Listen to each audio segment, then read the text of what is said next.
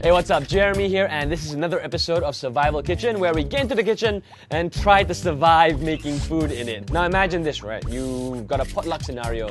Your friends tell you, hey, bring some food over, it's all good. Now being the single guy, no girlfriend, nobody help you out with it, odds are you're relegated to just bring the drinks or buy the ice, or maybe even order pizza. But if you really want to impress, here's something you could do. It involves baguette, a very good friend, and of course, Nutella. Now, this we love. The French are big fans of Nutella, so you can tell them you're doing some continental cuisine, right? It's very easily, just a quick idea. You cut off a piece of baguette really quickly, slice it in half. Very simple act. I'm just doing that, and there we go. Split in half, right? And just grab the Nutella, just get it in there. Be as generous or as kiam siap with the Nutella as you like. Now, the thing about the French and Nutella is they love the Nutella. In fact, back in 2012, what happened was there was this thing called the Great Nutella Tax. Now, what happened was the French government decided to raise a levy of about 300% tax on all products that had palm oil in it. Now, Nutella has palm oil, and the reason for this was because the French government said, oh, palm oil, not very healthy, we need to regulate this, etc., etc., etc. And then the French people took up in arms because Nutella is kind of like their roti canai lah. They love that stuff. And massive protests happened. People were just going up against protesting, complaining. Social media was up in a furor. And long story short, after reports of saying that, Nutella is fine, there's no health problems with it, why should you worry about this, why do you want to raise taxes? They did it in the end. The people won. So that's great. Like a nice little story about people and power and how your opinions and all that make a difference. So yeah, you can make as many as you want of these, lay it out in the plate, bring it to your potluck, but it's not very impressive. It's just very normal. It's just bread with spread on it. So we bring on and we do something a little bit different with this. We're gonna make a Milo pudding. What you will want and what you'll need are eggs, oil, Milo. So we've got 4 glasses here. What I'm gonna do is I'll try and make 4. Okay? And this is also great if you are just like looking to have something as a snack on a Sunday afternoon. Now what you want to start things off with is you want to take oil and you kind of want to brush the inside of your cup, just cover it in a nice layer. So you do it for every single one of them. Once you've lined the oil into your glasses, what you will need to do now is crack a couple of eggs. So basically for every cup that you're going to be making, you want to put in 1 egg. So you've got 4 glasses, we're going to do 4 eggs. 1, 2, that's 1, 2, 3, 4. So 4 eggs, 4 glasses, and you will need 4 teaspoons of oil for each glass, each egg. So here we go.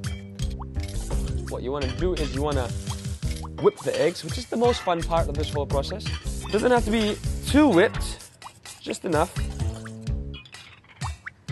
Looks about right. Okay, good. 4 packets of Milo for each pack. So 1, each glass. 1 pack.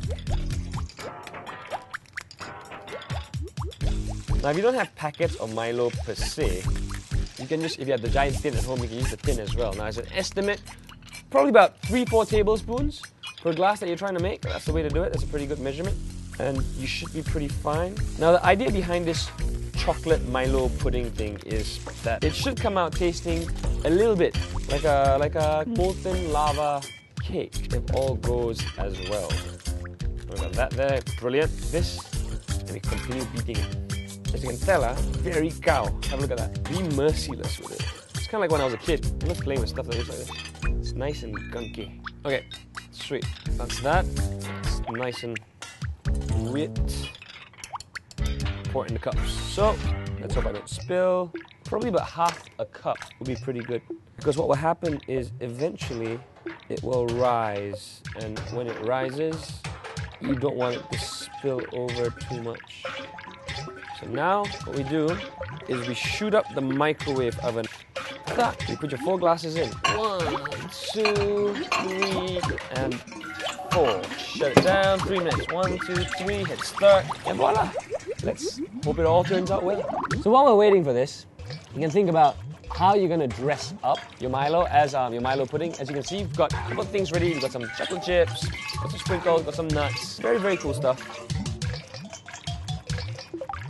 Ding! Now when you take these out, you better be a bit careful because it does get a little bit hot in there, so you want the fins. I love these. You feel like a duck fingers. See how they turned out. If you have a closer look at this, right? It's like a little pudding type thing, which is great. And now, let's get back to some Nutella. Let's double the chocolatey goodness of this by dribbling a little bit of Nutella on this, just to give it a bit more of a chocolatey factor. And then, be a little creative. So we got nuts, a little bit of chocolate sprinkles, and we got these wonderful golden ones. So dribble it a little bit. Don't have to be even. Do that. And throw a couple of nuts. Make sure your friends aren't allergic. And voila! We are done. Patrick will come here. No? Patrick's the cameraman, by the way. So Patrick, come. Here's a spoon. Say hi, Patrick. Hi. Go ahead. Tell me what you think. If you're a chocolate lover like me, this is heaven. That's it for Survival Kitchen. I'm gonna get back to my chocolate. I'll see you guys soon. Bye-bye!